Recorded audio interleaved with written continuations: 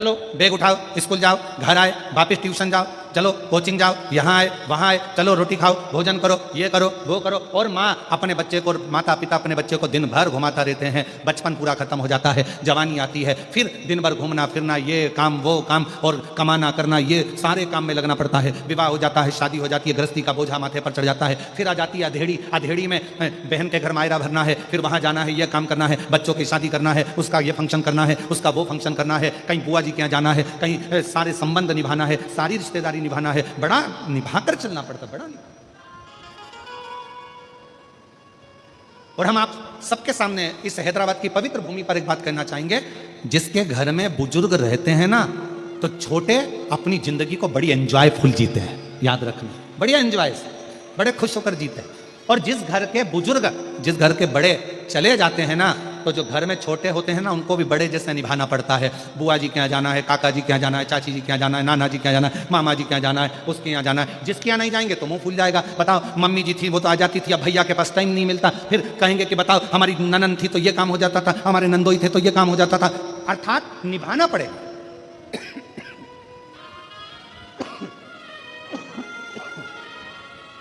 बहुत निभाना पड़ेगा।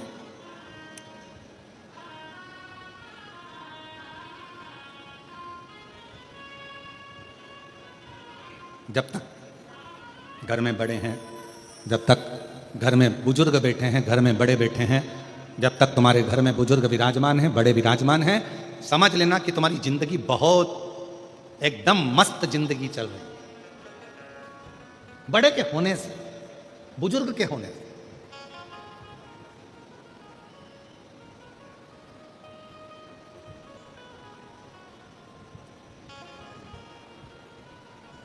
भीतर का मैं, मेरा, अहंकार, अभिमान, अहम दूर भगा। तीन पंखड़ियां पंखे में हैं, वो घूम रही हैं। बचपन घूम रहा है, जवानी घूम रही है, अधेड़ी घूम रही है। बुढ़ापा स्थिर है, रुका हुआ।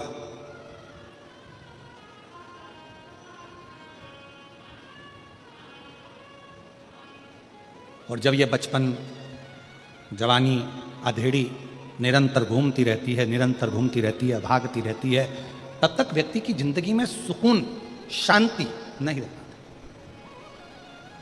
किसी ने पूछा शिवनाम में है क्या? हम कहते हैं शिवनाम में शांति है।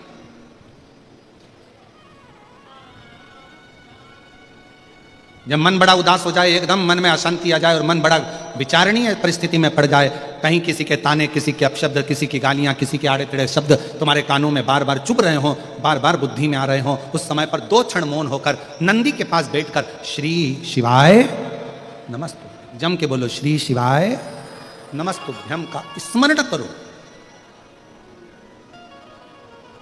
श्री शिवाय नमस्तुभ्यम को दो क्षण बैठकर पुकार लो।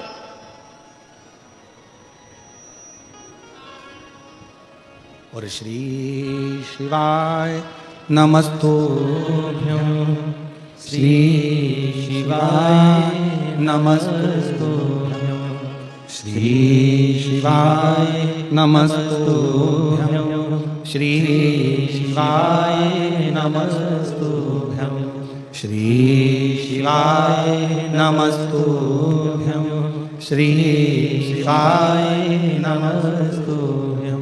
दो क्षण बैठो शिव की साक्षी में, भगवान शंकर की साक्षी में, और दो क्षण में भगवान शंकर के स्मरण को, पंचाक्षर मंत्र नमः शिवाय, षडाक्षर मंत्र ओम नमः शिवाय, या फिर श्री शिवाय नमस्तुभ्यम मंत्र का उच्चारण एकदम आनंद के साथ करना प्रारंभ करो। धीरे धीरे धीरे धीरे मन की शांति अपने आप आना प्रारंभ हो जाएगी। और यहां तक शिव महापुराण की कथा कर रही है।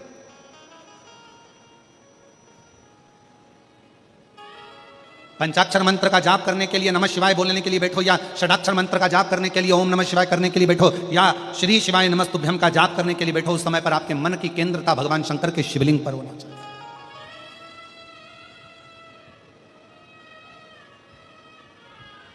आपके मन का चिंतन पूरा शिवलिंग की ओर होना चाहिए। भगवान शंकर के शिवलिंग के ऊपर जो घड़ा रखाता है, जलधार रखाती है, वो तीन उसमें टेकियां होती हैं, तीन पाए होते हैं। कितने पाए होते हैं? तीन। ब्रह्मा, विष्णु, महेश। जल का घड़ा उसमें से एक एक बूंद जल नीचे गिर रहा है, अर्थात वो जल बता रहा है कि ब्रह्मा, विष्णु और महेश ये तीनों एक हैं, इसमें कोई भेद नहीं है। आप ब्रह्मा जी की अगर निंदा कर रहे हैं तो समझ लें शिव की निंदा हो रही है, आप शिव की निंदा कर रहे हैं समझ लें भगवान नारायण की निंदा हो रही है, नारायण की निंदा कर रहे हैं समझ लें भगवान शंकर की निंदा कर रहे हैं। ये तीनों सम हैं, क्योंकि इसमें एक एक बूंद जो जल गिर रहा है ये हमें बता रहा है कि ब्रह्मा, विष्णु और महेश इन तीनों में कोई भेद नहीं है। इसलिए शिव जी की आरती में भी ये प्रसंग आता है, ब्रह्मा भेद नहीं है। हम भगवान में भेद कर कर बैठे हुए हैं। किसी ने कहा भगवान में, यहां तक शास्त्र कहता है शिव महापुराण की कथा यदि मन पड़े तो एक बार भगवान शंकर की सारी पुराणों का अध्ययन करिए। कभी कूर्म पुराण का अध्ययन करो, कभी ब्रह्म विवर्त पुराण का अध्ययन करो, कभी नर्मदा पुराण का अध्ययन करो, कभी लिंग पुराण का अध्ययन करो, कभी नारद पुराण का अध्ययन करो, कभी विष्णु पुराण का अध्ययन करो। सारी पुराणों का अध्ययन करोगे तो उस अध्ययन में निकलेगा कि ये तीन, इनमें कोई भेद नहीं, ये तीनों एक हैं। संसार के लोगों ने अपने लिए इनमें भेद उत्पन्न कर दिया कि ये बड़े वो छोटे, ये छोटे वो बड़े, संसार के लोग।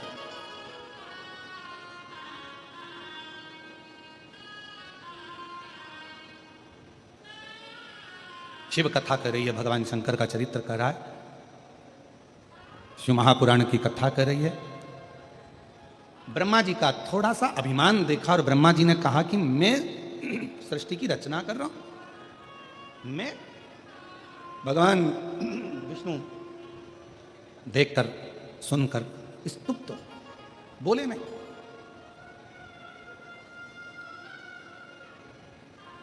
समझ गए, जिस मुख से व्यक्ति अहंकार की बात करता है वो मुख बहुत समय तक रहता नहीं है।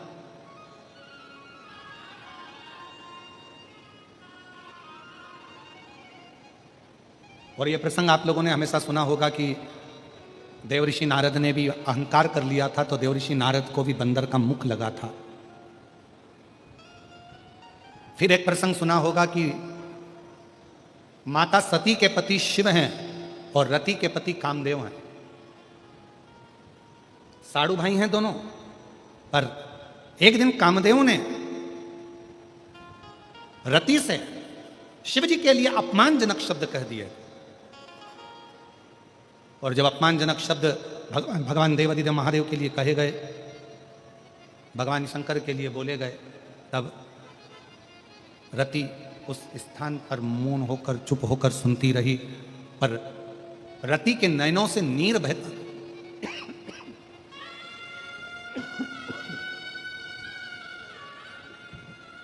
रति के नैनों से नीर बहता गया। क्यों?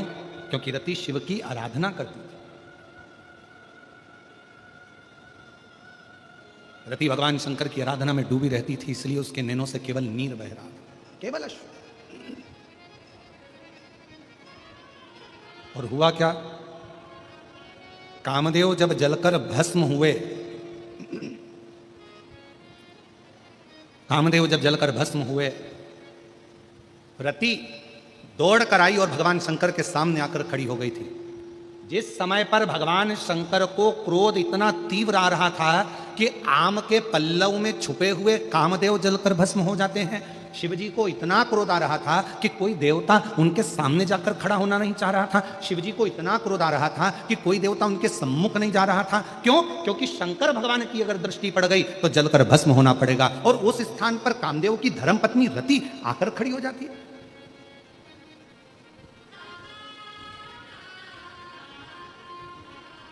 रति के पास ये बल कहां से आया? रति के पास ये बल कहां से पहुंचा? एक कोई व्यक्ति होता है, बड़ा अकड़ में बात करता है, अरे तुम मुझे जानते नहीं हो। कई माताएं होती हैं जो दरवाजे पर आने पर भी फोन लगाऊं कि अब भी हाल, मुझे तो इसी गेट से अंदर जाना है, चाहे कुछ भी हो जाए, मैं तो इसी गेट से जाऊंगी, जा लगाऊं क्या फोन अब भी हाल। मतलब इसके पीछे कोई ना कोई है, इसके पीछे कोई ना कोई बुलंद, कोई बड़ा, कोई बुजुर्ग, कोई व्यक्ति, दमदार व्यक्ति इसके पीछे है। इसलिए ये इतने अकड़ में, इतने क्रोध में, इतनी बल में बात कर रही। तो रति अगर शिवजी के सामने जाकर खड़ी हो रही है, रति अगर भगवान शंकर के सामने जाकर खड़ी हो रही है और इतना क्रोध के सामने खड़ी हो रही है, तो रति के पास कुछ ना कुछ तो है। क्या है रति के पास? क्या करती थी रति? कहा रति अपने बचपन से ही, बाल्यावस्था से ही शिव की आराधना करती थी, शंकर की आराधना, शिव की आराधना। और रति का एक नियम था, पार्थिव लिंग का निर्माण करना, उसकी पूजन करना और पार्थिव लिंग पर जल समर्पित कर कर उस जल का प्रोक्षण, उस जल को अपने ऊपर छींटना। शिव महापुराण के अगर आप वायव्य संहिता को पढ़ेंगे और अगर लिंग पुराण को पढ़ेंगे तो उसमें वर्णन आता है कि यदि शंकर भगवान के मंदिर में जाकर यदि आपने शंकर जी को जल चढ़ाया, आचमन नहीं भी करा, चढ़ा हुआ जल नहीं भी पिया, तो शिव जी पे चढ़ा हुआ जल यदि आप अपने मस्तक पर छिड़क लेते हैं तो एक अलग से बल आपके अंदर आ जाता है, एक अलग से बल, और वो बल साधारण नहीं होता। फिर आप जैसे कहते हैं कि विष्णु भगवान के कवच को धारण कर लिया कर्ण ने, फिर किसी ने कहा कि शंखचूर्ण ने कवच धारण कर लिया था, फिर किसी ने कहा जलंधर ने कवच धारण कर लिया था, फिर किसी ने कहा इसने कवच धारण कर लिया था। कवच कलिकाल में, कलयुग में कवच कौन सा है? तो शिव महापुराण की कथा में, लिंग पुराण की कथा में, नर्मदा पुराण की कथा में आता है कि शंकर भगवान पर जब जल चढ़ाया जाए और वो जल जब हम अपने शरीर पर छींट लें तो समझ लेना कि आपने भी शंकर का एक कवच अपने ऊपर धारण कर लिया। अब आप कहीं संकट में पड़ नहीं सकते।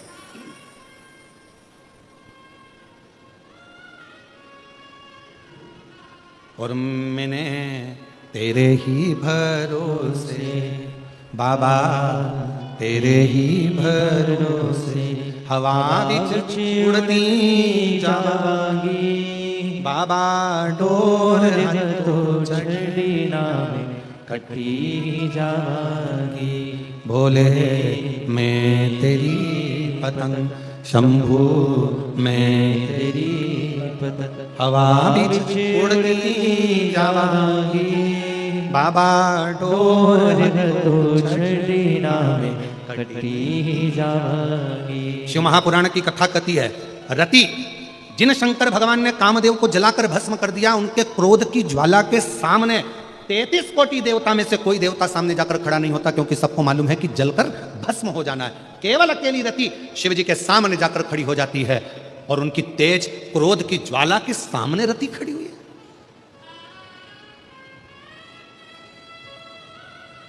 इतना बल, इतनी प्रबलता मिली कहां से?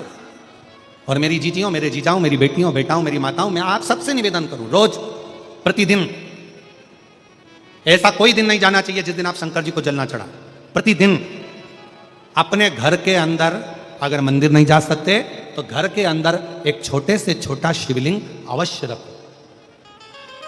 अब कई लोग कहते हैं गुरुजी हमारे यहाँ पर एक शिवलिंग है पहले का, और किसी के यहाँ गए थे तो उसने हमको दूसरा शिवलिंग दे दिया, तो रख सकते हैं कि नहीं रख सकते? शिव महापुराण की कथा कहती है, घर में एक नहीं 1000 भी अगर शिवलिंग है तो वो कभी दोष नहीं देते, कभी कष्ट नहीं देते, कभी परेशानी नहीं देते।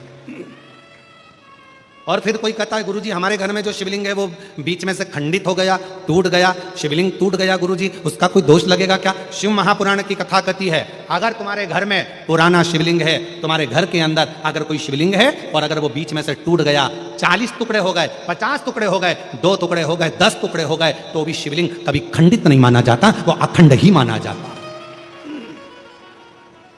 शिवलिंग कभी खंडित नहीं माना जाता। सहस्त्रेश्वर हजारों टुकड़े होने पर भी शंकर भगवान का शिवलिंग कभी खंडित नहीं, कभी खंडित। और कितना सुंदर कहा, तुमने पार्थिव लिंग का निर्माण करा। अब पार्थिव लिंग काय का बनाते हो? मिट्टी का बनाते हो, बालू रेत का बनाते हो। मान लो आप लोगों ने पार्थिव लिंग का निर्माण करा और पूजन करते करते ब्राह्मण देवता पूजन करा रहे हैं, आपने जल चढ़ाया, जल चढ़ाते से ही वो मालूम पड़ा शिवलिंग, पार्थिव लिंग का निर्माण करा, वो पार्थिव लिंग थोड़ा सा खंडित हो गया, पार्थिव लिंग कहीं बीच में से टूट गया, कहीं कुछ हो गया या गलकर उस पानी में गलता गया। आपके मन में आया कि बताओ मैंने पार्थिव लिंग का निर्माण करा था और वो पानी में गल गया, टूट गया, खंडित हो गया, ऐसा हो गया वैसा। ना ना ना ना, ब्राह्मण देवता पूजन करा रहे हैं, आपने पार्थिव लिंग का निर्माण कराए, पार्थिव लिंग की पूजन चालू कर दी, और पूजन चालू करने के बाद में अगर आप उस पर पानी चढ़ा रहे हैं, जल चढ़ा रहे हैं, और वो पार्थिव लिंग अगर आपका थोड़ा बहुत भी खंडित हो रहा है, गल रहा है, जल में जा रहा है, या उसका रंग जा रहा है, या इधर से जहां से जल चढ़ा रहे थे वहां से पूरा धुलते चले जा रहा है, तो ये मत सोचना कि वो खंडित हो गया। नहीं, पार्थिव लिंग का मतलब होता है कि मिट्टी के छोटे छोटे कण, बालू रेत के छोटे छोटे कण एक जगह पर एकत्रित कर लिए और उस पर आपने जल चढ़ाना चालू करा। पार्थिव लिंग का मतलब होता है कि एक शिवलिंग की पूजन नहीं, पार्थिव लिंग का मतलब होता है उस लिंग को बनाने के लिए जितनी मिट्टी लगी, उस मिट्टी में जितने जितने कण थे, जितने छोटे छोटे कण थे, वो सब एक जगह पर इकट्ठे हो गए। तो हमको केवल एक पार्थिव लिंग पूजन का फल नहीं, हजारों पार्थिव लिंग पूजन का फल एक साथ प्राप्त हो जाता है। उसकी खंडिता नहीं, वो खंडित नहीं हुआ है, वो टूटा नहीं है, उसमें खंडिता नहीं आई।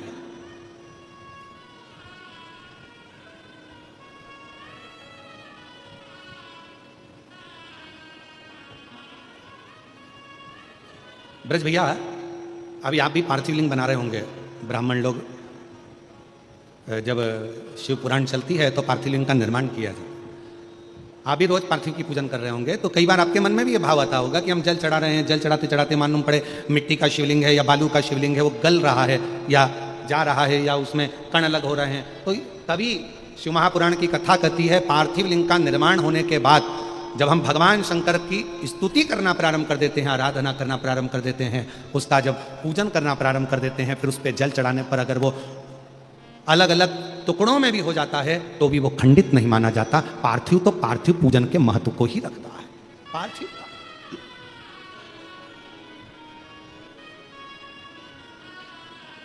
और शंभु शरणे पड़े मांगो घड़ी रे घड़ी, दुख काटो दया करी न दर्शन आपो। शंभु शरणे पड़े मांगो घड़ी रे घड़ी, दुख काटो दया करी न दर्शन। ओ शंभु शरणे पड़ी मांगू घड़ी रे घड़ी, दुख काटो दया करी न दर्शन आपो। शंभु शरणे पड़ी सब बोलिए मांगो घड़ी रे घड़ी, दुख काटो दया करी दर्शन आपो। पार्थिव रति शिव जी के सामने खड़ी है, इतनी क्रोध की ज्वाला के सामने, इतना क्रोध सामने और रति खड़ी है।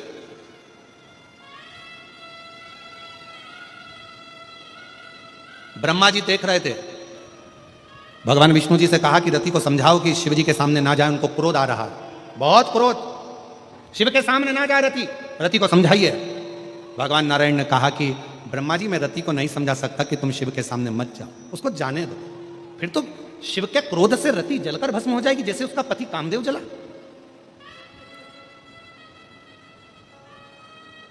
फिर तो रति जल जाएगी। नहीं, शंकर भगवान के सामने रति का बाल भी बांका नहीं होगा, बल्कि अपने पति को वापस लेकर रति आएगी। भगवान नारायण कह रहे हैं। भगवान ब्रह्मा जी ने पूछा आप कैसे कह सकते हो कि रति अपने पति को लेकर आ जाएगी और उसका बाल बांका नहीं होगा। भगवान नारायण ने कहा ब्रह्मदेव ये रति कोई साधारण नहीं है, प्रतिदिन रोज पार्थिव लिंग का पूजन करती है, शिवलिंग का पूजन करती है और शिवलिंग के चढ़े हुए जल को अपने ऊपर छींट लेती है, जिससे हजारों हजारों कवच उस रति के पास होते हैं, तो रति जलकर भस्म नहीं हो सकती है, उसके पास वो कवच शिव का है। भगवान देवाधिदेव महादेव का वो कवच उसके पास है।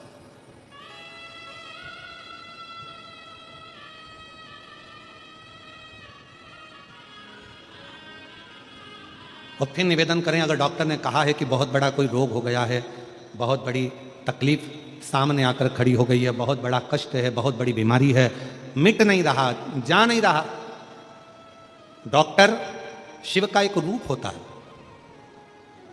हम अपनी व्यासपीठ से हमेशा कहते हैं कि डॉक्टर को शंकर मानो, डॉक्टर शिव का एक रूप है।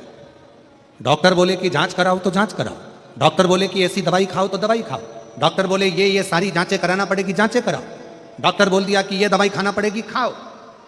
पर डॉक्टर के साथ में, उस दवाई के साथ में एक काम और चालू करो, शिव की भक्ति को प्रारंभ कर दो, क्योंकि डॉक्टर भी शंकर का एक रूप है और वो मृत्यु को जीतने वाला महामृत्युंजय मेरा शंकर भी एक डॉक्टर का ही प्रतिबिंब स्वरूप। शिव को आराध्य बनाकर अर्चना कर शिव को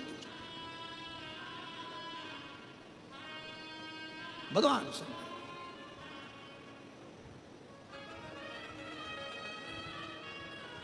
दवाई नहीं लग रही है। कई माताएं ऐसी हैं जो रोज दवाइयां खाती हैं, रोज दवाइयां खाती हैं।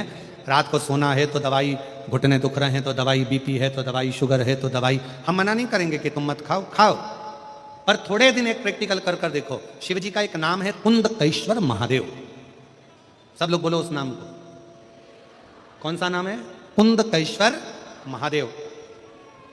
बिदल और उत्पल दो असुरों का संहार करने के लिए माता पार्वती जी ने कुंदुक का प्रहार करा था और वो कुंदुक बिदल उत्पल का संहार कर कर शिव जी के चरणों में जाकर गिरा था। शिव जी का नाम कुंदकेश्वर हो गया था। तब स्वयं भगवान कुंदकेश्वर शंकर भगवान ने कहा था, पार्वती तेरे कुंदुक के प्रहार से बिदल और उत्पल के मरने के बाद में ये कुंदुक मेरे चरणों में आया है। आज मेरा नाम कुंदकेश्वर हुआ है। पार्वती, संसार सागर में भूमंडल पर जो भी मानव मनुष्य औषधि का सेवन करेगा और कुंदकेश्वर का स्मरण करेगा वो रोग से मुक्त होगा, रोग से। इसलिए डॉक्टर अगर दवाई दे रहे हैं, डॉक्टर अगर औषधि दे रहे हैं तो एक काम जरूर करो, कुंदकेश्वर महादेव का नाम लेकर उस दवाई को खाना प्रारंभ करो। एक पत्र है, अच्छा है।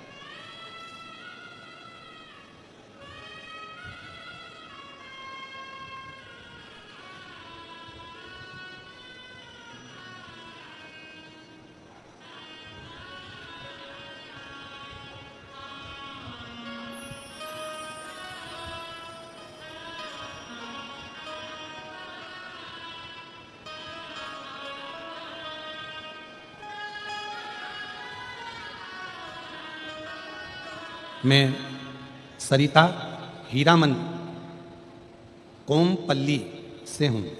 कहीं बैठी हो तो हाथ हिला सकती हैं। मैं सरिता हीरामन कोमपल्ली से हूँ। कहीं बैठी हो तो हाथ हिला सकती हैं। कोमपल्ली से आई हैं, आ जाओ, एक बेलपत्र ले जाना चाहिए। सबसे पहले तो मैं भूतड़ा परिवार को, यजमान परिवार को बहुत बहुत धन्यवाद देती हूँ कि हम हैदराबाद वासियों को कथा सुनने का सौभाग्य दिया आपने। गुरुदेव, हमने कभी सपने में भी नहीं सोचा था कि हमारे हैदराबाद में पंडाल में बैठकर कथा सुनने का मौका मिलेगा। मैं श्री ब्रजगोपाल जी भूतड़ा जी को, उनके पूरे परिवार को बहुत बहुत साधुवाद देती हूँ। हमने ब्रजगोपाल भैया कल भी कहा था, ना जाने कितनी जीजियों के चेहरे पर आपने रक्षाबंधन पर स्माइल दिलवा दी ये कथा का आयोजन करवा। बहुत बहुत कजन, कितनी मेरी बहनें बैठी होंगी, मेरी बेटियां बैठी होंगी, मेरे जीजा बैठे होंगे, बेटा बैठे होंगे, जो ने सोचा भी नहीं था कि कथा हैदराबाद में मिल जाए। बोलो सही है कि गलत है? एक बार दोनों हाथ उठाकर जोरदार ताली बजाते हुए साधु, बहुत बहुत साधु आप सभी। हमने कभी सपने में भी नहीं सोचा था कि हमें शिव पुराण की कथा हैदराबाद में मिल जाएगी। गुरुदेव, मेरी लड़की 13 साल की है, वह हाइपर एक्टिव है। डॉक्टर के हिसाब से इसका ठीक होना कठिन था। बहुत सारे डॉक्टरों को दिखाया लेकिन कोई भी असर नहीं हुआ। मेरी 13 साल की लड़की डॉक्टर के हिसाब से ये ठीक नहीं हो सकती थी। फिर मेरी भाभी ने आपके बारे में बताया। फिर मैंने कथा सुनना आरंभ किया, सियोर गई, 1 लोटा जल का भी प्रयोग किया। रोज शिव मंदिर भी जाती, 1 लोटा जल, 1 बेलपत्र मेरी लड़की को खिलाया।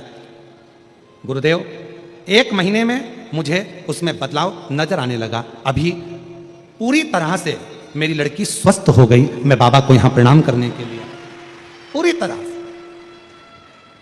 उस पत्र में उसने लिखा कि मैंने सारे डॉक्टरों से इलाज करवा लिया पर डॉक्टर ने कह दिया था मुश्किल है कि ये ठीक हो पाए।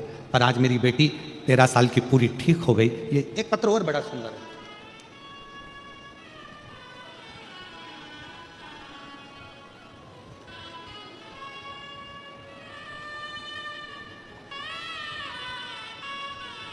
मैं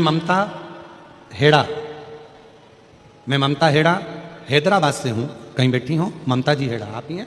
आ जाइए, एक बेलपत्र ले जाइए। मैं ममता हेड़ा हैदराबाद से हूँ। मैं भूतड़ा परिवार को धन्यवाद देती हूँ, श्री ब्रजगोपाल जी को और उनके परिवार को, जिन्होंने ये कथा हमारे हैदराबाद में कराकर हम सबकी मनोकामना पूर्ण करी। एक बार जोरदार ताली बजाएं साधु का। गुरुदेव, मुझे बाबा ने 2 आशीर्वाद ऐसे दिए कि हमने सोचा भी नहीं था। एक, मेरी बेटी को संतान की प्राप्ति। गुरुदेव, 6 वर्ष मेरी बेटी को हो गए थे, डॉक्टरों के हिसाब से वो मां नहीं बन सकती थी, पर सब आस छोड़ दी थी। तब शिव महापुराण की कथा में बताए हुए तुमरुका जी का प्रयोग, सफेद आंकड़े की जड़ का प्रयोग मेरी बेटी के जीवन में सुख दिया और 6 वर्ष के बाद मेरी बेटी की यहाँ संतान की प्राप्ति हुई। मैं बाबा को धन्यवाद देने के लिए आई हूँ। दूसरा गुरुदेव, मेरे पति का स्वास्थ्य बहुत खराब रहता था, हमेशा कहीं ना कहीं कोई ना कोई तकलीफ रहती थी। शिवजी पे चढ़े हुए जल को उनको पिलाना प्रारंभ करा और प्रदोष वाला त्रयोदशी का जो उपाय था वो करना प्रारंभ करा। बाबा की कृपा से अब वो पूर्ण तरह से स्वस्थ हैं। मैं बाबा को यहाँ धन्यवाद देने के लिए आई हूँ। शिव तत्व है, उसको शिव कहते हैं, शंकर। जितना विश्वास, जितना भरोसा, जितनी दृढ़ता, पूर्ण भरोसे के साथ जब हम भगवान शिव की आराधना करते हैं तो शिव क्यों ना मिले, शंकर क्यों ना मिले।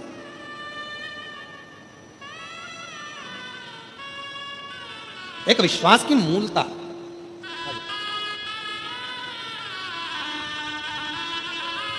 तेरी कृपा का क्या है भरोसा, कब किस पर हो जाए, जरा सी हम पर कर दो, जरा सी हम पर कर दो। तेरी कृपा का क्या है भरोसा, कब किस पर हो जाए, जरा सी हम पर कर दो, जरा सी हम पर कर दो। जिस पर भी हो गई तेरी कृपा करुणा वो भव पार हुआ, भव पार हुआ। पापी हो जाए जितना उसका भी बाबा उद्धार हुआ, उद्धार हुआ। गिद्ध अजामिल गणिका जैसे तेरे मन को भाए, जरा सी हम पर कर दो, जरा सी हम पर कर दो। तेरी कृपा का क्या है भरोसा, कब किस पर हो जाए, जरा सी हम पर कर दो, जरा सी हम पर। शिव तत्व कहता है। भगवान शंकर की कथा कर रही है, महापुराण की कथा कर रही है।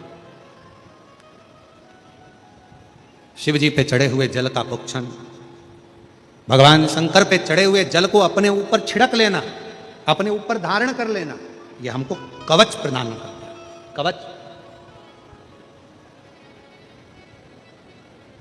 तो शिव जी का एक नाम है कुंदकेश्वर महादेव। सब लोग बोलो जम के, क्या नाम है? आवाज नहीं आई है, जरा दमदारी से बोलो, कुंदकेश्वर। फिर से बोलो, कुंदकेश्वर महादेव। हम जब छोटे थे तब हमको पढ़ाते थे टीचर, तो जो याद नहीं होता था उसको चिल्ला चिल्ला के बुलवाते थे। बोलो 2 एकम 2, 2 दूनी 4, 2 तिया 6, 2 चौको 8। चिल्ला चिल्ला कर दिन भर बुलवाते थे, बोलते रहो, चलो बोलो। घर जाते जाते आप भी ना भूलो, इसलिए हम बार बार खिलवा रहे हैं। कौन से महादेव? कुंदकेश्वर महादेव। अगर शरीर में दवाई ना लगे, औषधि ना लगे, गोलियां ना लगे, दवाई काम ना करे, तो कुंदकेश्वर महादेव का नाम लेकर उस दवाई को खाना प्रारंभ करो। शिव के ऊपर भरोसा रखो, विश्वास।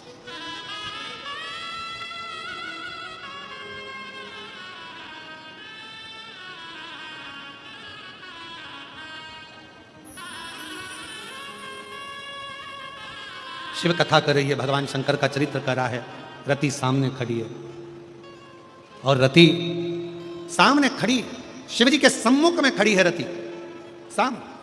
शंकर भगवान के क्रोध का उस पर कोई असर नहीं हो रहा। क्रोध की ज्वाला, शंकर भगवान के क्रोध की ज्वाला कामदेव को जलाकर भस्म कर दी। भगवान ब्रह्मा जी स्वयं डर रहे हैं, ब्रह्मा जी कांप रहे हैं। ब्रह्मा जी को लग रहा है कि ये रति का क्या होगा। भगवान नारायण से कहा रोक दो, भगवान नारायण कहते नहीं, नहीं रोकना नहीं है, ये शंकर की उपासक है, शिव की भक्त है। जो शंकर का भक्त होता है, शिव की आराधना करने वाला होता है, शिव की उपासना करने वाला होता है, वो भय नहीं खाता, उसको भय नहीं होता, चिंता नहीं होती। क्यों चिंता करना? महाराज, कवि और कथाकार, इन दोनों में बहुत बड़ा अंतर होता है।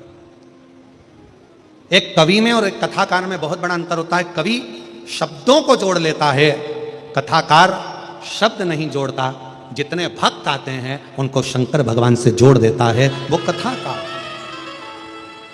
कवि का काम है शब्दों को जोड़ना, कवि का काम है शब्दों को संजो लेना, कवि का काम है शब्दों को पकड़कर शब्दों से जोड़ देना, पर कथाकार का काम शब्दों को जोड़ना नहीं। कथाकार का काम, एक कथा करने वाले का काम होता है, जितने भक्त आए हों, जितने कथा को सुनने के लिए श्रोता आए हों, उनको कैसे ना कैसे भगवान से, शिव से, उनकी अविरल भक्ति से जोड़ा जाए। और जब वो शिव से जुड़ जाएं, शंकर के हो जाएं, फिर उनकी जिंदगी में जो भी तकलीफें हैं, कष्ट हैं, रोग हैं, दुख हैं, वो धीरे धीरे समाप्त होते चले जाएं। ये एक आनंद होता है, ये आनंद।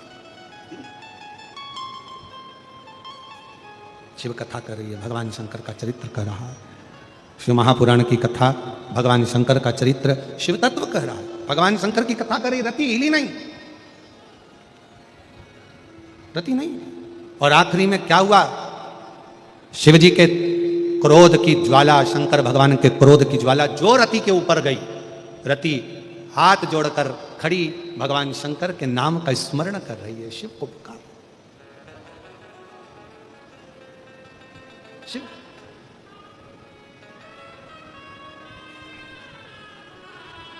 और ये संसार सागर में, ये पूरे ब्रह्मांड में, पूरी दुनिया में, पूरे संसार में भगवान के नाम की बड़ी महत्वता है, बड़ी महत्वता।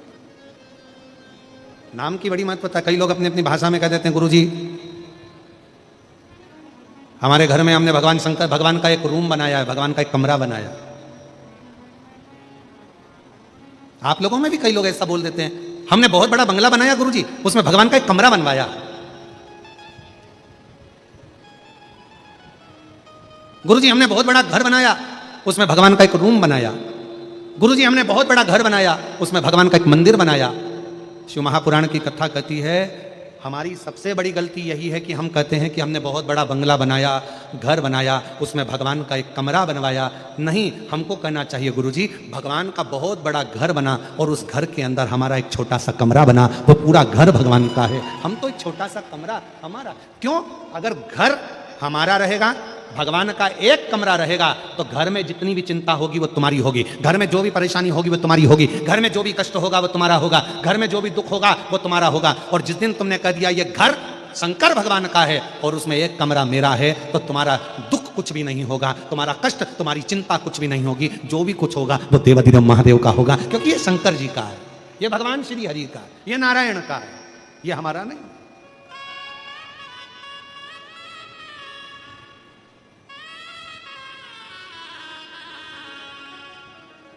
यहां कुछ भी मेरा नहीं है, यहां सब। कभी मुख से मत कहो मेरा, हमारे घर में हमने भगवान का एक कमरा बनाया, बल्कि यह कहो कि भगवान के घर में हमारा एक कमरा बना। घर किसका?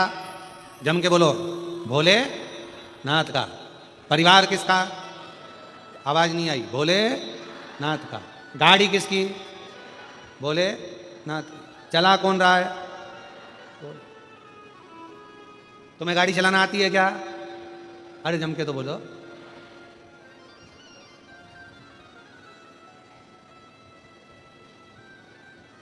जब एक गाड़ी चलाना अपने को अच्छे से नहीं आती, कितने भी अच्छे ड्राइवर बन जाओ, कितने भी अच्छे बन जाओ और कितनी भी अच्छी ड्राइविंग करना आ जाए, तुम कितने भी अच्छे बन जाओ, पर पास में से निकलकर जो गाड़ी जा रही है, सामने चल रही है, आड़ी चल रही, टेढ़ी चल रही, वो कैसा है तुमको क्या मालूम है? तुम अच्छे हो, तुम अच्छा चलाना जानते हो, तुम अच्छे ड्राइवर हो, तुम अपनी जगह पर अच्छे हो, पर पड़ोस में से जो निकल कर गया, साइड में से आ गया, एकदम ब्रेक लगा दिया, एकदम खड़ी कर दी, वो कैसा है तुमको क्या मालूम? उस जगह पर तुम्हारी ड्राइविंग काम नहीं आती, उस जगह पर एकदम जब ब्रेक लगता है तब वो भोलेनाथ खड़ा हो जाता है कि तूने एक लोटा जल चढ़ाया है, चिंता मत कर, मैं तेरे साथ। क्यों चिंता कर?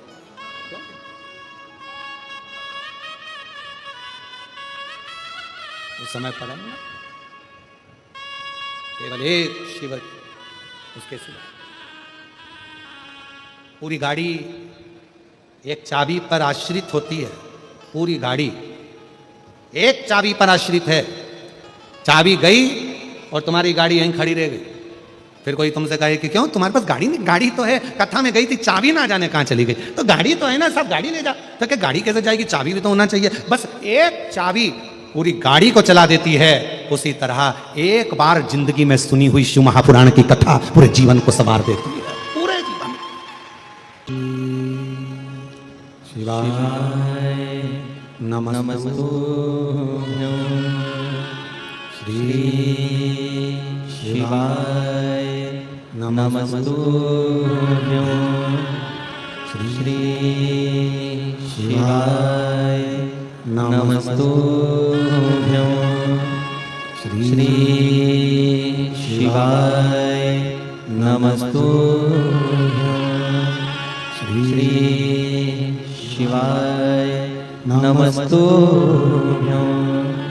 बोला सब दुख काटो हमारा ओ भोला, सब दुख काटो हमारा। शिव शंकर जपो तेरी माला, भोले बाबा जपो तेरी माला। बोला सब दुख काटो हमारा ओ भोला, सब दुख काटो हमारा। वेश है मंगल मंगलकारी, वेश है मंगल मंगलकारी। शमशाने वासी हमारा, शमशाने वासी हमारा ओ भोला, सब दुख काटो हमारा ओ भोला, सब दुख काटो हमारा।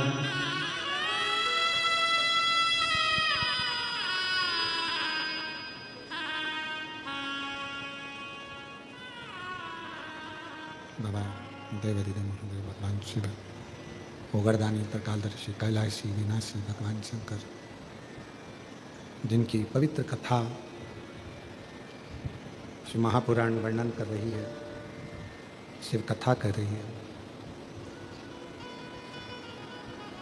शिव जी ने देखा रति की ओर और रति एकदम भय मुक्त होकर शिव जी के सामने खड़ी थी।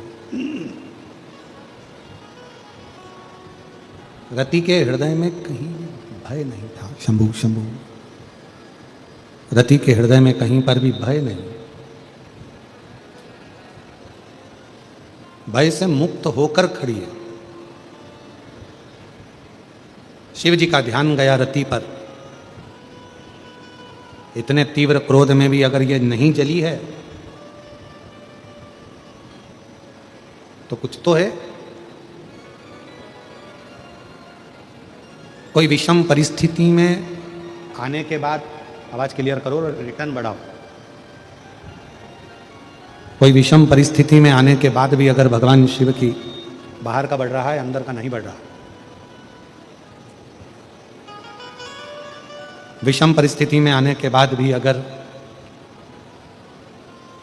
भगवान देवादिदेव महादेव भगवान शिव की कृपा से कोई दुख, कोई तकलीफ, कोई कष्ट, कोई परेशानी सामने आकर ना खड़ी हो, तो समझ लेना कि कोई शिव की बड़ी कृपा, शंकर की बड़ी करुणा, शंकर की बड़ी दया है। शिव जी की बड़ी कृपा है, शंकर जी की बड़ी करुणा है।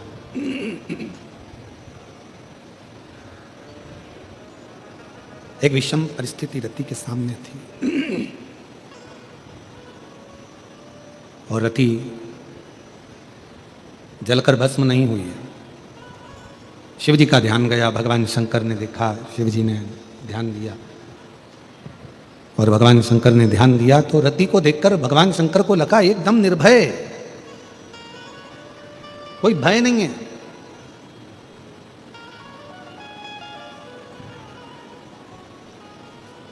तब भगवान शंकर ने कहा रति से कि मांगो तुमको क्या चाहिए। ब्रह्मा जी मुस्कुराने लगे कि बताओ कि सामने स्वयं क्रोध, इतना तेज क्रोध सामने आया हुआ है और वो क्रोध में रति जली नहीं है, रति समाप्त नहीं हुई, उस क्रोध में जली नहीं। और भगवान शंकर रति से कह रहे हैं कि मांगो तुमको क्या चाहिए, क्या प्रदान किया जाए तुमको।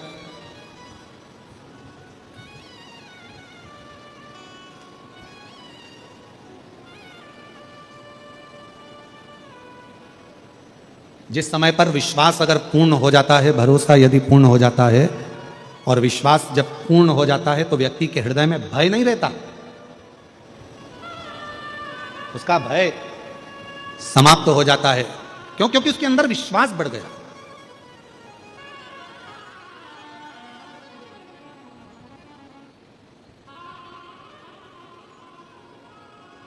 एक प्रसंग बहुत पहले एक किसी ने सुनाया था, वो प्रसंग हमारे स्मरण में आता है कि फ्लाइट में एक छोटी सी बच्ची खेल रही है और फ्लाइट ऐसा सूचना मिली है कि ये क्रैश होने वाली है, ये फ्लाइट समाप्त होने वाली है, और बेटी अपने खिलौने से खेल रही है। बच्ची अपने खिलौने से खेलने में लगी हुई है, उसको कोई मतलब नहीं क्या हो रहा है क्या नहीं, वो तो अपनी मस्ती में अपनी जिंदगी जी रही है।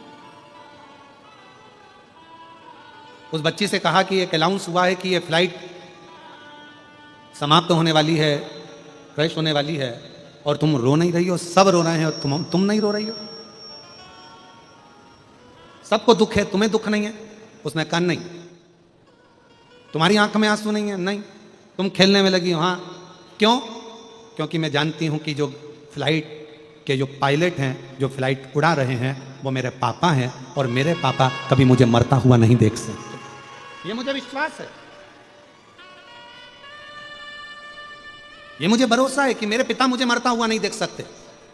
ये भरोसा अपने अंदर लाना है कि हमारे जीवन में अगर तकलीफ थोड़ी सी भी है, याद रखना हमारे घर में भगवान का कमरा नहीं है, भगवान के घर में हमारा कमरा है। हमारी सारी चिंता हमें हमारे देवाधिदेव महादेव को छोड़ देना, भगवान पर छोड़ देना। और फिर जब हमने पूरा एक पत्र में उन्होंने लिखा, मेरा नाम शांता श्याम सुंदर लाहोटी है, मैं हैदराबाद का निवासी हूँ। कहीं बैठे हो, हाथ हिलाएंगे, आ जाइए, एक बेलपत्र ले जाना, आ जाइए। मेरा नाम शांता श्याम सुंदर लाहोटी है, मैं हैदराबाद का निवासी हूँ। गुरुजी, मैं बाबा के बारे में और शिव पुराण के बारे में क्या कहूँ। नवंबर 2023 में मेरे पति देव को खून की उल्टियाँ हुई, हमारा परिवार बहुत डर गया, हॉस्पिटल किम्स में भर्ती कराए, और डॉक्टर सारी जांचें कर कर कहा लंग्स में गांठ निकली है। कहने लगे कि इनको कैंसर की गांठ है, तुरंत ऑपरेशन करना होगा।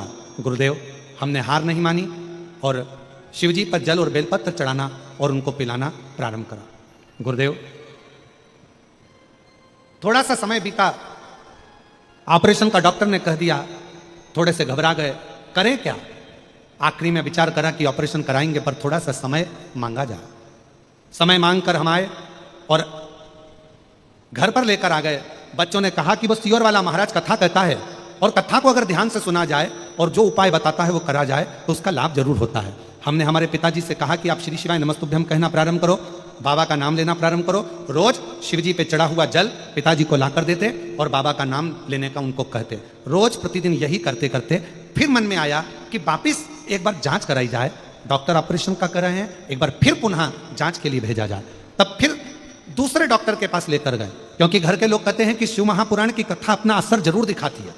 एक बार वापिस दूसरे डॉक्टर से जांच कराई जाए, और हम दूसरे डॉक्टर के पास दूसरे हॉस्पिटल में लेकर गए तो डॉक्टर ने जांच करना प्रारंभ करी और जांच कर कर कहा कि इनको कोई बीमारी नहीं है। श्याम जी, आपके गली में जो आपकी नली है, उस नली के अंदर सुपारी का एक टुकड़ा फंस गया है, जिसके कारण आपको गठान जैसा महसूस हो रहा है। और बाबा की कृपा से आज पूरी तरह से कोई कैंसर नहीं, कोई तकलीफ नहीं, और शिव जी की कृपा से आज श्याम जी पूर्ण तरह से स्वस्थ हैं। हम बाबा को यहाँ प्रणाम करने के लिए आए हैं, नमन करने के लिए आए। मैं भूतड़ा परिवार को धन्यवाद देती हूँ जिन्होंने हमको ये पवित्र कथा सुनने का मौका दिया। ब्रजगोपाल जी, आपको फिर साधुवाद, खूब बाबा की ऐसी ही कृपा बनी रहे। एक बार जोरदार ताली बजाकर साधु करें। शिव शिव है, शंकर शंकर है, शंभु शंभु है।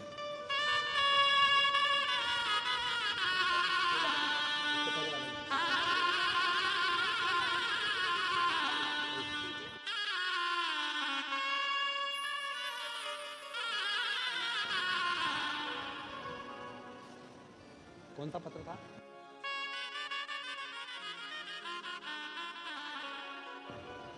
इनकी बेटी को एक तकलीफ थी, डॉक्टर के हिसाब से वो ठीक नहीं हो सकती थी, हाइपर एक्टिव थी। वो डॉक्टर ने कह दिया था वो ठीक नहीं होगी, पर बाबा की कृपा से 13 साल की बेटी पूर्ण तरह से स्वस्थ हुई है। एक बार जोरदार ताली बजाकर साधु शिव शिव। शंकर शंकर। और महादेव नमन चरणों में स्वीकार कीजिए, सबका किया है मेरा भी उद्धार कीजिए, उद्धार कीजिए। एक बार आप भी बोलो, महादेव नमन चरणों में स्वीकार कीजिए, सबका किया है मेरा भी उद्धार कीजिए, उद्धार कीजिए।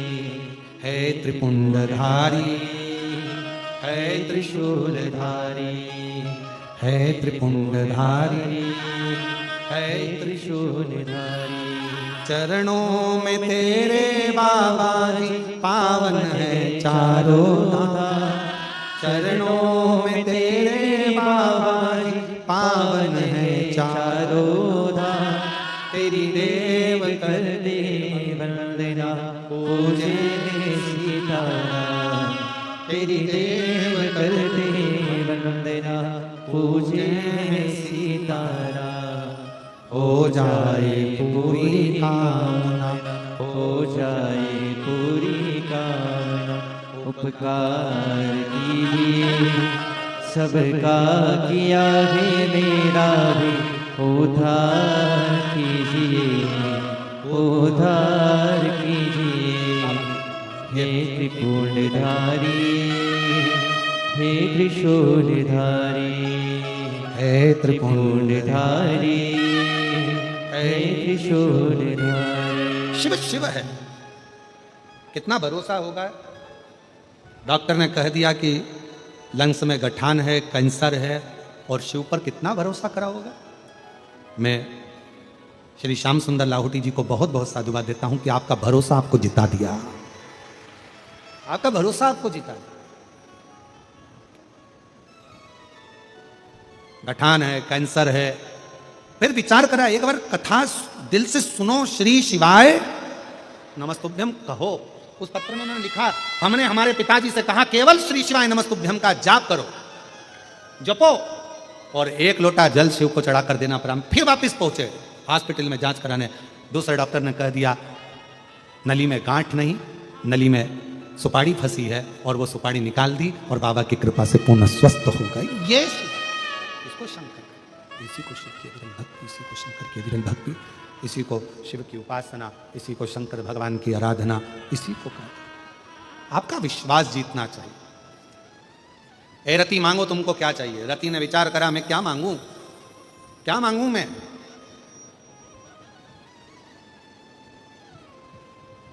क्या मांगू मैं भगवान, क्या। शंकर भगवान कह रहे हैं रति मांग लो।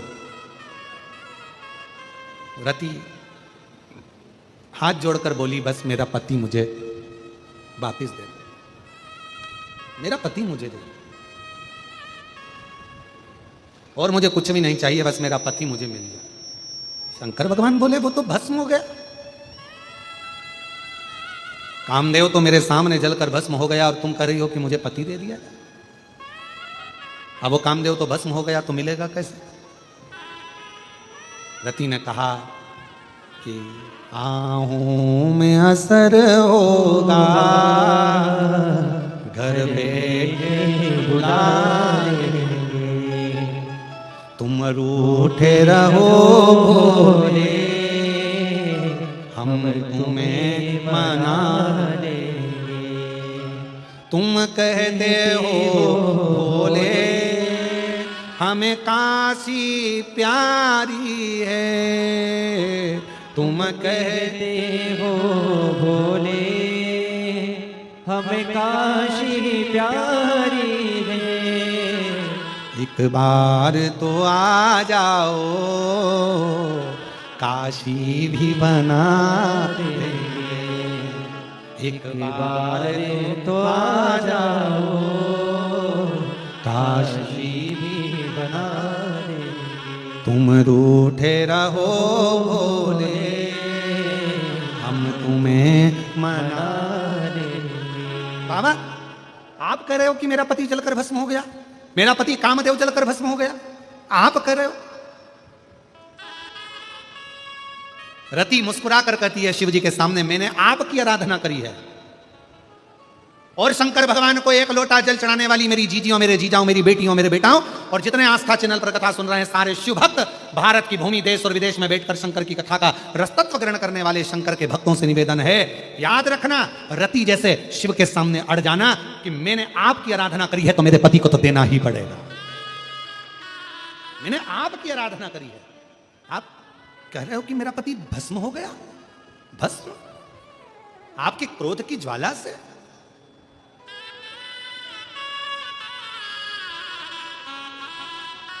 मैं जानती हूं ये कठिन है, और तुम कहते हो भोले हमें गंगा प्यारी है। आप भी बोलिए, तुम कहते हो भोले हमें गंगा प्यारी है। और शिव भक्त क्या कहता है, एक बार तो आ जाओ गंगा भी भुला, एक बार तो आ जाओ गंगा भी बुला देंगे, तुम रूठे रहो भोले हम तुम्हें मना रहे। बाबा ऐसे काम नहीं चलेगा। मेरा पति भस्म हुआ, आप जानते हो, मेरा पति भस्म हुआ, दुनिया जानती है, पर मुझे मेरा पति चाहिए। जो रति ने हाथ जोड़कर बाबा से मांगा, शंकर भगवान कहने लगे वो तो भस्म बन गया, राख बन गया। शिवजी ने जैसे ही कहा भस्म बन गया, तो रति कहती है इस भस्म को आप अपने ऊपर धारण कर लो। राख की कोई कीमत नहीं होती, भस्म की कोई कीमत नहीं होती। अच्छा एक बात बताओ, कचरे की कोई कीमत होगी? अरे जम के तो बोलो नहीं। पर वही कचरा अगर किसी सुनार की दुकान का हो तो, अब जम के बोलो, कीमत होगी कि नहीं होगी? कचरे की कीमत नहीं है, पर कचरा अगर सुनार की दुकान का है तो उसकी कीमत है। राख की कीमत नहीं है, भस्म की कीमत नहीं है, पर वही भस्म यदि शिव पर चढ़ी है तो वो कीमत वाली है, उसकी कीमत है। बाबा आप भस्म अपने ऊपर चढ़ा लो, आप कामदेव जलकर भस्म हो गया, वो कामदेव की जली हुई भस्म आप अपने ऊपर चढ़ाओ, आप अपने ऊपर धारण कर लो। शंकर भगवान बोले मेरे ऊपर तो पहले की भस्म चढ़ी हुई है, मेरे ऊपर पहले से भस्म चढ़ी है। कौन सी? मेरी धर्म पत्नी सती जो जलकर भस्म हुई थी, उसकी भस्म मैंने तन पर धारण करी है। बाबा आप इनकी भी भस्म धारण करो, आप इनकी भी भस्म धारण करो। शिव जी ने मना करा, रति हाथ जोड़कर खड़ी रही। आपने कहा है वर मांगो, आप कहते हो वर मांगो, मैं वर मांग रही हूं, मेरे पति की भस्म आपके तन पर चढ़ा लीजिए। क्यों? रति बड़ी विद्वान थी, बहुत चतुर थी रति। रति को मालूम है शंकर भगवान के तन पर सती की भस्म चढ़ी है तो सती को वापिस जन्म लेना पड़ेगा और शंकर की होना पड़ेगा। सती वापिस जन्म लेगी, और रति जानती है अगर कामदेव की भस्म शिव के शरीर पर चढ़ गई तो कामदेव भी फिर जन्म लेगा और कामदेव मेरा होकर रहेगा। एक बार भस्म चढ़ना चाहिए, बस एक बार बस। और शिवजी मना कर रहे हैं, मैं कामदेव की भस्म अपने शरीर पर धारण नहीं करूंगा, मेरे ऊपर तो सती की भस्म चढ़ी है।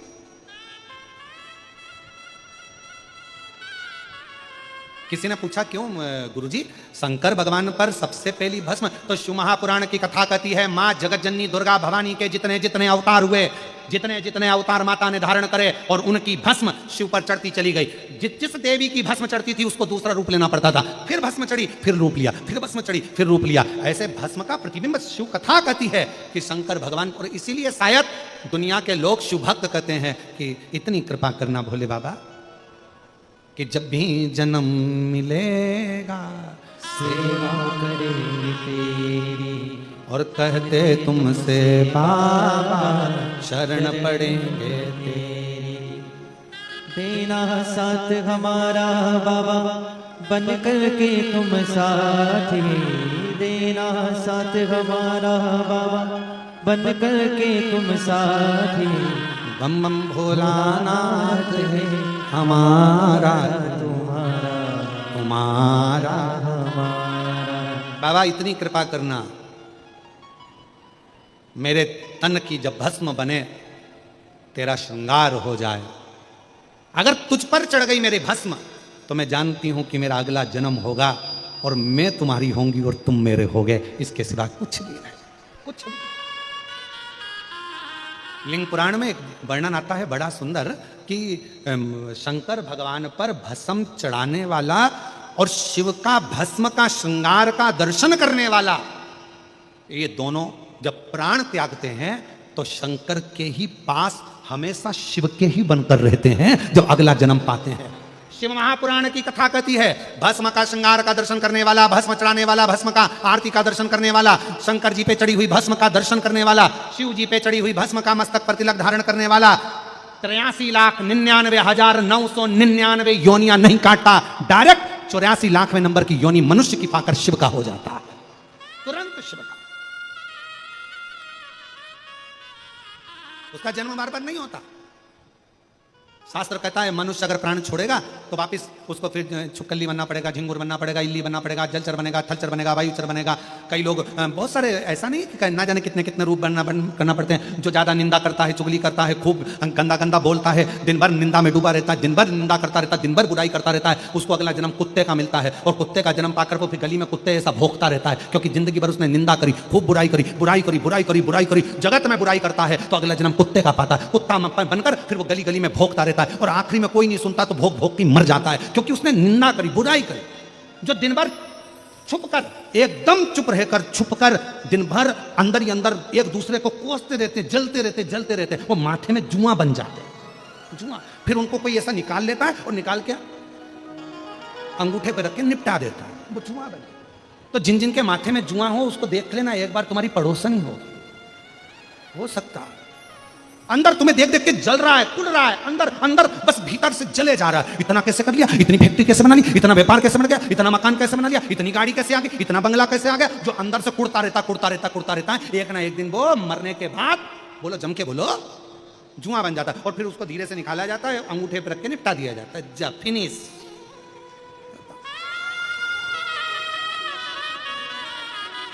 इसलिए फिर निवेदन है, अरे मत बुरे कर्म कर बंदे वरना पछताएगा, भगवान की आंखों से तू बच नहीं पाएगा, तू बच नहीं पाएगा। एक लाइन याद रखो, तेरा क्या होगा रे कालिया। इसलिए बुरा करने से पहले, बुरा सोचने से पहले, बुरा बोलने से पहले 50 बार विचार करा जाए, कहीं गलत तो नहीं हो रहा, कहीं गलत विचार तो नहीं आ रहा, कहीं गलत भाव तो नहीं आ रहा। अच्छा सोचो।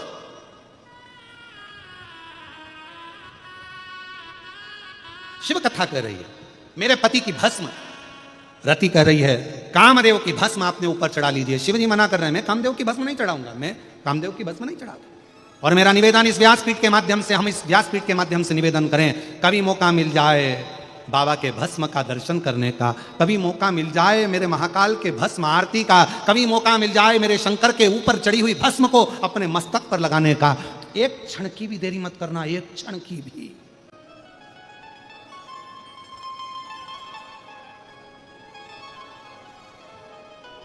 एक मनोरथ नाम का असुर था।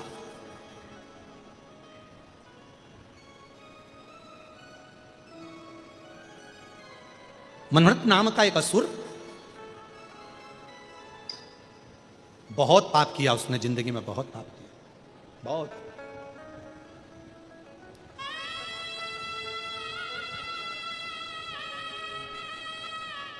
उसको बहुत भोगना था, असुर था, बहुत भोगना। और मनोरथ को मालूम था कि मैं मरूंगा और मेरे को प्रेत की योनि मिलेगी और मैं भटकूंगा, तड़पूंगा, मेरी गति नहीं होगी, मेरा मोक्ष नहीं होगा, मुझे सुख नहीं मिलेगा, मुझे परेशानियां झेलना पड़ेगा।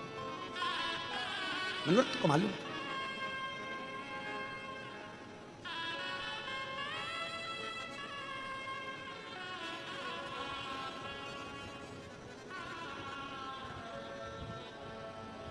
एक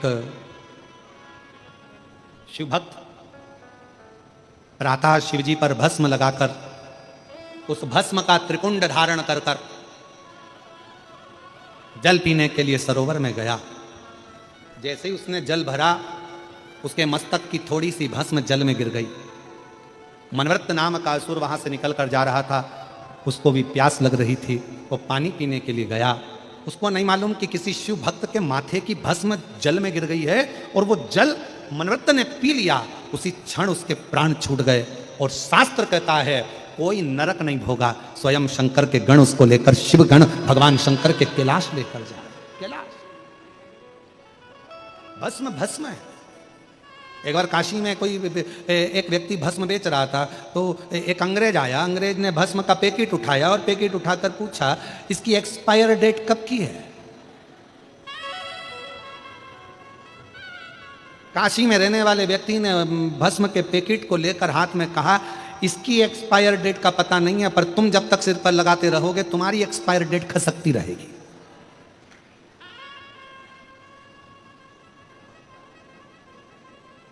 इसका ठिकाना नहीं मालूम, परंतु हे त्रिपुंडधारी, हे त्रिशूलधारी, हे त्रिपुंडधारी, हे त्रिशूलधारी। बस मस्तक पर भस्म का कितना भाव। स्वयं रति कह रही है कि मेरा पति चले गया, कामदेव भस्म हो गए, आपने जैसे सती की भस्म अपने तन पर धारण करी है वैसे इनकी भस्म पहनो। शिव जी मना कर रहे हैं, मैं ये भस्म धारण नहीं कर सकता, इस भस्म को मैं धारण नहीं करूंगा, इसको मैं धारण नहीं कर सकता। क्योंकि शंकर भगवान को मालूम है अगर मैंने भस्म लगा ली तो इस कामदेव को वापिस पृथ्वी पर जन्म लेना पड़ेगा, इसको वापिस आना पड़ेगा। और रति पीछा पकड़कर बैठी है, आपको भस्म धारण करना पड़ेगा, धारण करो।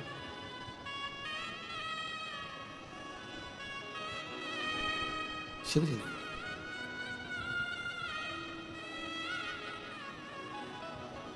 शिव कथा कर रही है।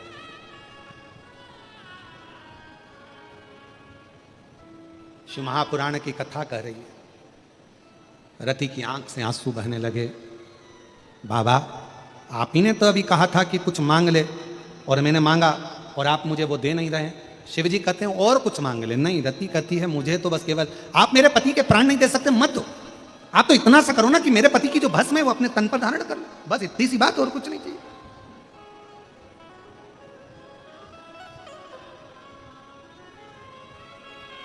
ठीक है, देवता देख रहे थे। भगवान ओघड़दानी ने, शंकर भगवान ने कामदेव की जो भस्म थी, उस भस्म को भगवान शंकर ने अपने तन पर जो धारण करा, और शिव जी ने कह दिया, अरे ओ रति, द्वापर आएगा, भगवान कृष्ण के पुत्र के रूप में तेरा पति वापिस तुझे मिल जाएगा, जा वापिस। भस्म आई पति को।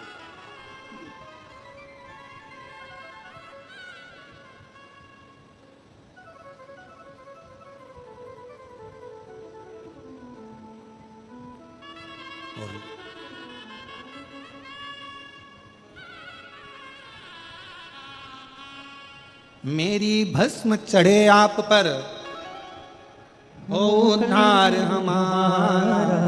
बाबा, भस्म का श्रृंगार, भस्म का दर्शन और भस्म धारण करना, ये भगवान शंकर की अविरल भक्ति है। और मेरी जीजियों, मेरे जीजाओं, बेटियों, बेटाओं, मेरी माताओं, मेरे बुजुर्ग, मेरे माता पिता तुल्य जितने भी भाई बंधु बैठे हैं, आप सबसे निवेदन करूं, ज़्यादा नहीं तो प्रयास करा करो, अपने घर में काशी की या उज्जैनी की या जो भी बड़ा शिवालय हो, वहाँ की थोड़ी सी भस्म अपने घर में होना चाहिए।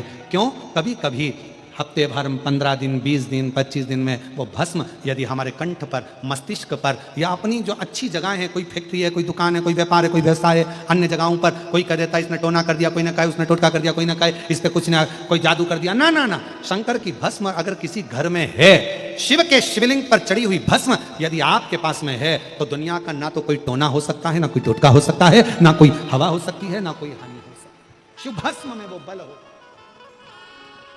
शिव भस्म।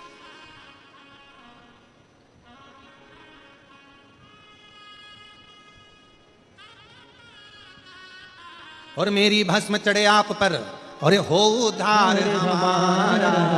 बाबा भोलानाथ है हमारा, तुम्हारा तुम्हारा हमारा। जय भोला भंडारी, गौरा के त्रिपुरारी। रखियो लाज हमारी गौरा के त्रिपुरारी।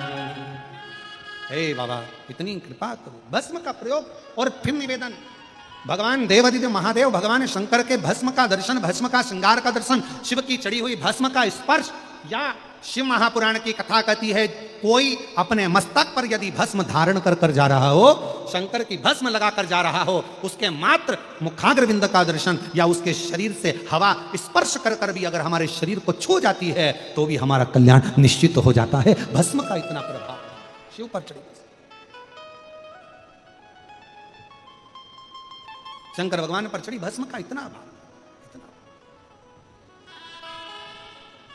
रति ने शिव जी पर कामदेव की भस्म को देखा, शंकर भगवान ने वर दे दिया कि तुम्हारा पति द्वापर में मिलेगा, कृष्ण भगवान के पुत्र के रूप में मिलेगा, तुम क्यों चिंता करते, क्योंकि ये भस्म मुझ पर चढ़ गई।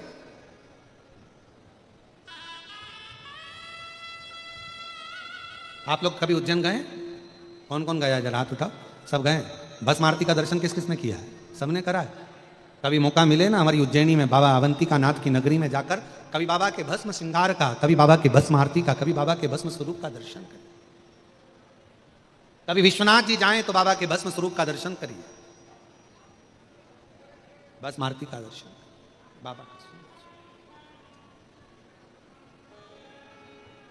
शिव कथा कर रही है, नेत्र खुल गए शिव जी के।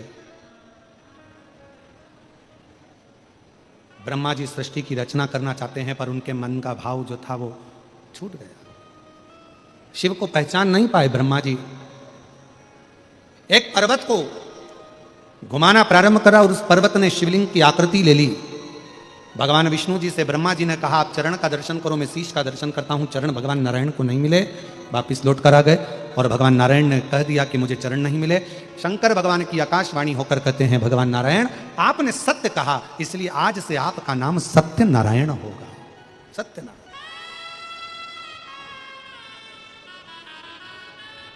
भले भगवान का नाम सत्यनारायण हुआ पर आज का जो जमाना है ये कलिकाल, आज के जमाने में सत्य बोलना भी भारी पड़ जाता है। आज का जमाने में सत्य बोलना बड़ा भारी है। आज के जमाने में किसी बेटी से कह दो कि शंकर जी के लिए चंदन घिसो तो कई आजकल की बहुएं चंदन घिसे, और फिर आज की बेटियों से कह दिया जाए चंदन मत घिसो और एक काम करो अब तुमको कहीं जाना है तो अपने आप को घिसो, फिर 2-4 घंटा अच्छे से घिस ले पर चंदन ना घिस पाए। बहुत कठिन है माना।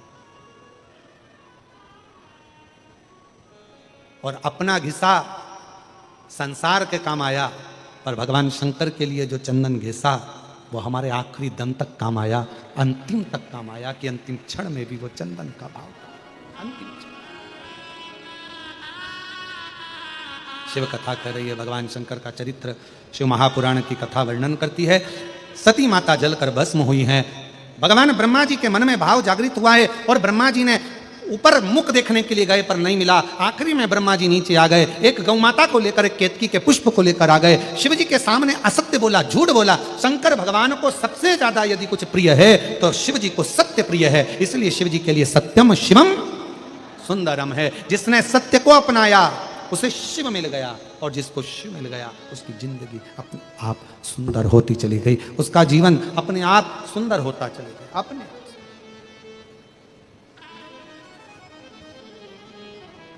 पर आज के जमाने में सत्य बोलो भी तो कैसे बोलो, बहुत कठिन है महाराज सत्य बोलना आज के जमाने में।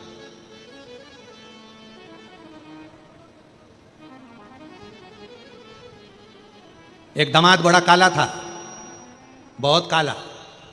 ससुराल आया, सासू जी ने उसको खूब रबड़ी खिलाई, श्रीखंड खिलाया, दही खिलाया, दूध खिलाया। अब दामाद जाने लगा तो सास बोली नहीं नहीं साहब अभी नहीं जाओगे, अभी थोड़ा दिन और रुको, तुम्हारे रहते हैं हमको भी दूध दही खाने को मिल जाएगा। दामाद को लगा आज तक सास ने कभी नहीं रोका पर पहली बार रोक रही है, इतना मान सम्मान दे रही है और क्या कह रही है तुम्हारे चक्कर में हमको भी श्रीखंड मिलेगा, हमको भी दही मिलेगा, हमको भी दूध मिलेगा, जरूर कोई बात है।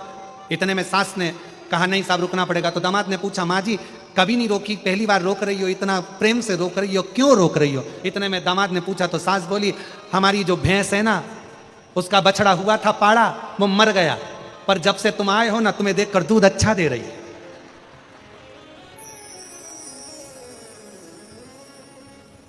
दामाद को लगा बताओ हमें और पाड़े में अंतर ही नजर नहीं आ रहा। अब वो सत्य बोली। आज के जमाने में सत्य सुहाता कहां है, पर शंकर को सत्य की प्रीति है। ब्रह्मा जी ने झूठ बोला, शीश कटा, कर्मनाशा नदी प्रकट हुई, बट का पेड़ ब्रह्मा जी के मुख से प्रकट हो गया। बट वृक्ष के नीचे शिव जी बैठ गए तो शिव जी का नाम बटकेश्वर महादेव पड़ गए, बटकेश्वर। समय आया आगे मां जगत जननी जगदम्बा पार्वती जी हिमालय राज के घर में प्रकट होती है और बड़ा सुंदर शिव जी को दूल्हा बनाने की तैयारी है। पार्वती जी दुल्हन बने। हमारे यहाँ दूल्हे को कहते हैं बना और दुल्हन को कहते हैं बनी। आप लोगों के यहाँ भी शायद हैदराबाद में कहते होंगे दूल्हे को बना, दुल्हन को जम के तो बोलो बनी। और दोनों में ही नहीं बनी तो काय का बना और काय की बनी? भाई दोनों में बने तो समझ लो कि बना और बनी है। बने का मतलब क्या होता है? शादी के 8 दिन पहले तक आते बना जी बना जी बना जी। बना जी का मतलब बना के चलना जी। और बनी जी बनी जी बनी जी का मतलब है बनी रहना। जरा जरा सी बात में झगड़ा करके मायके मत आना। बनी जी बनी जी बनी जी। कितना 8 दिन पहले से गाते हैं, 8 दिन पहले से लगे रहते हैं बना जी बनी जी बनी जी। इंदौर जाना जी, वहां से लहंगा लाना जी, फिर पहन के आना जी, फिर ऐसा जी फिर वैसा जी। कितना कितना समझाते हैं बनी जी बनी जी बनी जी बनी जी। मन लड़की नहीं कहते, दुल्हन नहीं कहते, मैं बनी बनी और बना कि बना कर चलना। ये जीवन बहुत कठिन है। तुम दोनों में बनकर चलेगी तो पूरा घर अच्छा चलेगा, और तुम दोनों में नहीं बनी तो पूरा घर बिखर जाएगा। इसीलिए बना कर चलना। शिव जी दूल्हा बने, पार्वती जी दुल्हन बनी, शंकर जी बना और पार्वती जी। चलिए सुंदर भगवान देव अधिदेव महादेव की सुंदर बारात जाने का समय, खूब सुंदर श्रृंगार, खूब सुंदर। दुनिया की पहली बारात थी, जहां दुनिया का एंड होता है वहां से शुरू हुई थी। कहां से? शमशान से शिव जी की बारात चालू हुई। नंदी पर बैठना था आगे से, नंदी का मुंह उधर, शिव जी का मुंह उधर। किसी ने पूछा भोले बाबा से शादी हो रही है सीधे तो बैठ जाओ। शंकर जी बोले हमारा कोई बाप नहीं, हमारा कोई भाई नहीं। बारात कैसे देखेंगे? आगे से नंदी देखेगा, पीछे से हम देखेंगे, इसलिए उल्टे बैठे। और चली बारात सुंदर श्रृंगार कर कर। और आज भोले बाबा की शादी है। भगवान शंकर जी की सुंदर बारात आ रही है। जोरदार ताली बजाकर स्वागत करेंगे बड़े आनंद के साथ। सब नाचते कूदते अपनी अपनी जगह पर खड़े होकर दोनों हाथों से बड़े प्रेम के साथ। आज बलभद्र छठ की सबको बधाई आनंद के साथ। आज भोले बाबा की शादी है, आज भोले बाबा की शादी है। लगता है जैसे सारे संसार की शादी है।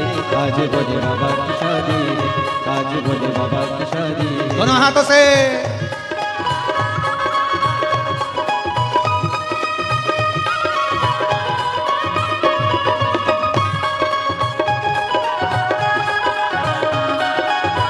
भोले जी दूल्हा बने हैं, भोले जी दूल्हा बने हैं, भोले जी खूब सजे हैं, भोले जी खूब सजे हैं। खुशी से झूमेंगे मन, मिला सजनी को साजन, कैसे संजोग बनेंगे। चोली से बंध गया दामन, चोली से बंध गया हो। ऐसा लगता है सारे कैलाश में मस्ती है। आज भोले बाबा की शादी है, आज भोले बाबा की शादी है। माता पार्वती जी शिव जी के गले में जयमाला पहना रही हैं। जोरदार ताली बजाकर स्वागत करें मां जगत जननी का। बाबा भोलेनाथ भगवान मां पार्वती जी के गले में जयमाला पहना रहे हैं बड़े आनंद के साथ।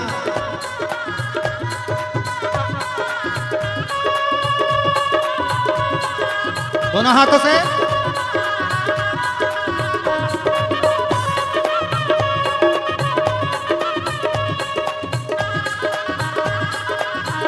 हर हर महादेव।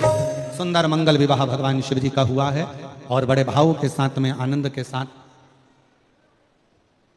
ये पवित्र कथा आज द्वितीय दिवस के अवसर पर विराम की ओर जा रही है। आरती का क्रम प्रारंभ होगा। कुछ नाम की सूचना आशीष जी दे रहे हैं। मेरा जजमान परिवार से निवेदन है भूतड़ा परिवार से आरती में सम्मिलित हों और आरती का क्रम प्रारंभ होगा। ये देश